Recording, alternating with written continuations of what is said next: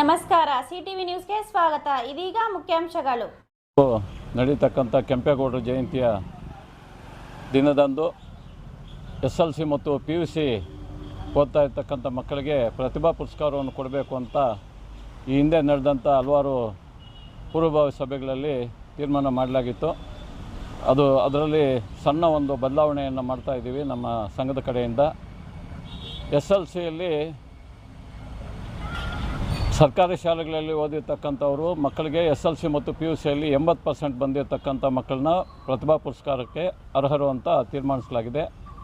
ಅದೇ ಥರ PUCಯಲ್ಲಿ ಓದಿರ್ತಕ್ಕಂಥ ಮಕ್ಕಳಿಗೆ ಸರ್ಕಾರಿ ಶಾಲೆಯಲ್ಲಿ ಓದಿರ್ತಕ್ಕಂಥವ್ರಿಗೆ 80%, ಪ್ರೈವೇಟ್ ಸ್ಕೂಲ್ಗಳಲ್ಲಿ ಓದಿರ್ತಕ್ಕಂಥವ್ರಿಗೆ 90% ಅಂಕಗಳು ಬಂದಿರೋರು ಈ ಪ್ರತಿಭಾ ಪುರಸ್ಕಾರವನ್ನು ತೆಗೆದುಕೊಳ್ಳಲು ಅರ್ಹರಾಗಿರ್ತಾರೆ ಅಂತ ಹೇಳಿ ತೀರ್ಮಾನಿಸಲಾಗಿದೆ. ಅದರಂತೆ ಯಾರಾದರೂ ತಪ್ಪೋಗಿದ್ದರೆ ಅವರು ಅತಿ ಶೀಘ್ರವಾಗಿ ಇವತ್ತು ನಾಳೆ ಅಷ್ಟೊತ್ತಿಗೆ ಅವರು ನೋಂದಣಿ ಮಾಡ್ಕೋಬೇಕು. ಪತ್ರಕರ್ತರ ಭವನದ ಕೆಳಗಡೆ ಅಂಗಡಿಯಲ್ಲಿ, ಜೆರಾಕ್ಸ್ ಅಂಗಡಿಯಲ್ಲಿ, ರಂಜಿತ್ ಜೆರಾಕ್ಸಲ್ಲಿ ಅವರು ಒಂದು ಹೆಸರುಗಳನ್ನು ನೋಂದಾಯಿಸಿಕೊಳ್ಳಲು ತಮ್ಮಲ್ಲಿ ವಿನಂತಿಸ್ತೇವೆ.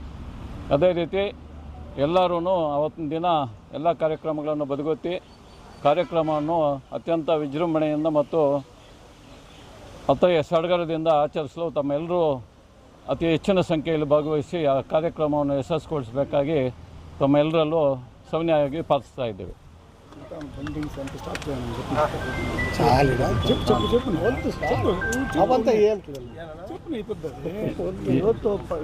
ಮಾತಾಡಿ చెప్పు, ಪರವಾಗಿಲ್ಲ చెప్పు. ಕೆಂಪೇಗೌಡ ಜಯಂತಿ 517ನೇ 27/6/2026 ಶನಿವಾರ ಬೆಳಗ್ಗೆ 11 ಗಂಟೆಗೆ ಕಾರ್ಯಕ್ರಮ ಸ್ಟಾರ್ಟ್ ಆಗ್ತದೆ ನಮ್ಮ ತಾಲೂಕು ಆವರಣ ಆಫೀಸ್ ಮುಂದ್ಗಡೆ. ಈಗ ಆಲ್ರೆಡಿ ನಾವೆಲ್ಲ ಚಿಂತಾಮಣಿಯಲ್ಲಿ ಬಂಟಿಂಗ್ಸ್ದು ಮತ್ತು ಫ್ಲೆಕ್ಸಿಗಳದು ಮತ್ತು ಬಾವುಟ ಜೆಂಡಾಗಳೆಲ್ಲ ಇವತ್ತು ಕಟ್ಸೋಕ್ಕೆಲ್ಲ ಸ್ಟಾರ್ಟ್ ಮಾಡಿದ್ದಾರೆ. ಇವತ್ತು ಅಲ್ಲಿಗಳಿಗೆಲ್ಲ ಕಳಿಸಿದ್ದೀವಿ. ಪ್ರತಿಯೊಂದು ಹೋಬ್ಳಿ ವೈಸು ಎಲ್ಲ ಪಂಚಾಯತ್ ವೈಸು ಒಂದೊಂದು ಫ್ಲೆಕ್ಸಿಗಳು ಕಳಿಸಿದ್ದೀವಿ 8x6. ಇವತ್ತು ಆಲ್ರೆಡಿ ಹೋಗಿ ಎಲ್ಲ ಕಡೆನೂ ಪಾಂಪ್ಲೆಟ್ಸು ಮತ್ತು ನಮ್ಮ ಗಾಡಿಗೆ ಸ್ಟಿಕ್ಕರ್ಸ್ದು ಎಲ್ಲ ಕೊಟ್ಟಿದ್ದೀವಿ.